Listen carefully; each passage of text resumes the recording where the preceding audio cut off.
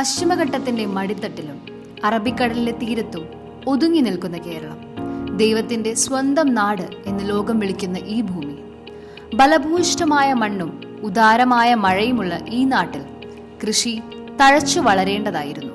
എന്നാൽ ഇന്ന് ഒരിക്കൽ സുവർണ നിറമണിഞ്ഞ നെൽപ്പാടങ്ങളിൽ കാട്ടുചെടികളും പൂക്കളും മാത്രം. കേരളത്തിലെ വയലുകൾ ഒന്നൊന്നായി നിശബ്ദമാകുകയാണ്. കർഷകർ കൃഷി ഉപേക്ഷിക്കുന്നതിന് കാലാവസ്ഥാ വ്യതിയാനം മാത്രമല്ല കാരണം. ഏറ്റവും നിർണായകമായ എന്നാൽ അധികം ചർച്ച ചെയ്യപ്പെടാത്ത ഒന്നാണ് ഭൂമി നിയന്ത്രണ നയങ്ങൾ.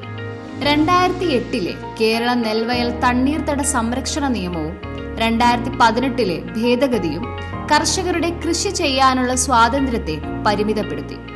ഇതേ തുടർന്ന് കർഷകർ ലാഭകരമല്ലാത്ത നെൽകൃഷി ചെയ്യാൻ നിർബന്ധിതരായിത്തീർന്നു.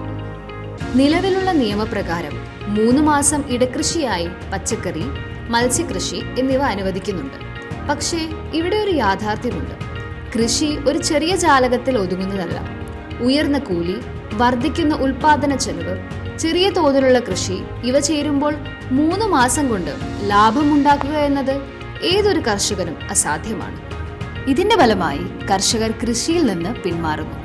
2018 ഭേദഗതിയിലൂടെ കൂട്ടിച്ചേർത്ത 27A വകുപ്പ് പ്രകാരം ഭൂ ഉടമകൾക്ക് കൃഷി ചെയ്യാതെ കിടക്കുന്ന നെൽവയലുകൾ വാണിജ്യ ആവശ്യങ്ങൾക്ക് പരിവർത്തനം ചെയ്യാൻ അവസരമൊരുക്കി.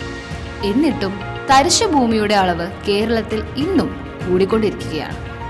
2010 കേരള ഉൾനാടൻ മത്സ്യബന്ധന ജലകൃഷി നിയമം കായലുകൾ, കനാലുകൾ, ചതുപ്പുനിലങ്ങൾ ഉൾപ്പെടെ ഉള്ളവയ്ക്ക് ലൈസൻസ് നിർബന്ധമാക്കി. 2021 ഭേദഗതി ഫിൽട്രേഷൻ രീതിയിലുള്ള ജലകൃഷിക്കും ലൈസൻസ് ആവശ്യമാക്കി. തലമുറകളായി നെൽപ്പാടങ്ങളിൽ നടത്തി വന്നിരുന്ന ചെമ്മീൻകെട്ട് ഇപ്പോൾ ലൈസൻസ് ഇല്ലാതെ ചെയ്യാൻ പോലും കഴിയില്ല. ഇന്ന് നമ്മുടെ അടുക്കളകൾ നിറഞ്ഞിരിക്കുന്നത് നമ്മുടെ വയലുകൾ കൊണ്ടല്ല, അയൽ സംസ്ഥാനങ്ങളുടെ പച്ചപ്പ് കൊണ്ടാണ്. സംസ്ഥാന സാമ്പത്തിക സ്ഥിതി വിവരക്കണക്ക് വകുപ്പിന്റെ 2021-22 വിപണി സർവേ പ്രകാരം കേരളത്തിൽ വിൽക്കപ്പെടുന്ന 87% ധാന്യങ്ങൾ, 96% പയറുവർഗ്ഗങ്ങൾ, 51% എണ്ണക്കുരുക്കൾ, 87% പച്ചക്കറികൾ എന്നിവ തമിഴ്നാട്, ആന്ധ്രാപ്രദേശ്, കർണാടക എന്നീ സംസ്ഥാനങ്ങളിൽ നിന്ന് വരുന്നതാണ്. കർഷകരെ ഇടകൃഷിയിൽ ഒതുക്കുന്നതിനു പകരം നെൽകൃഷിയും മത്സ്യകൃഷിയും ഒരുമിച്ച് ഒരേ വയലിൽ ഒരേ സമയം ചെയ്യുന്ന ഒരു സമഗ്ര കൃഷിരീതിയാണ് കേരളത്തിന് ഇന്ന് ആവശ്യം. അരുണാചൽ പ്രദേശ്, മണിപ്പൂർ, മേഘാലയ, നാഗാലാൻഡ് എന്നീ വടക്കു കിഴക്കൻ സംസ്ഥാനങ്ങൾ 1 ഹെക്ടറിൽ 2500 കിലോ നെല്ലും 125 കിലോ മത്സ്യവും ഒരേ സമയം ഉൽപ്പാദിപ്പിക്കുന്നുണ്ട്. ഒഡീഷയിൽ മത്സ്യ പൊഖാരി യോജനയും ആന്ധ്രയിൽ കമ്മ്യൂണിറ്റി മാനേജ് നാച്ചുറൽ ഫാമിംഗും ഇതേ കൃഷിരീതിയാണ് തുടർന്നു പോരുന്നത്.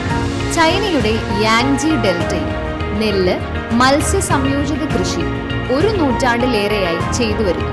ബംഗ്ലാദേശിലെ മമൻസിംഗ് ഡിവിഷനിലും ഈ രീതി ഫലം ചെയ്യുന്നു. ഇതുവഴി മണ്ണിന്റെ ഗുണം കൂടുകയും ഉൽപാദനം ഉയരുകയും ചെയ്യുന്നുണ്ട്. കേരളത്തിന് ഭൂമിയുടെയും വെള്ളത്തിന്റെയും യാതൊരു കുറവുമില്ല.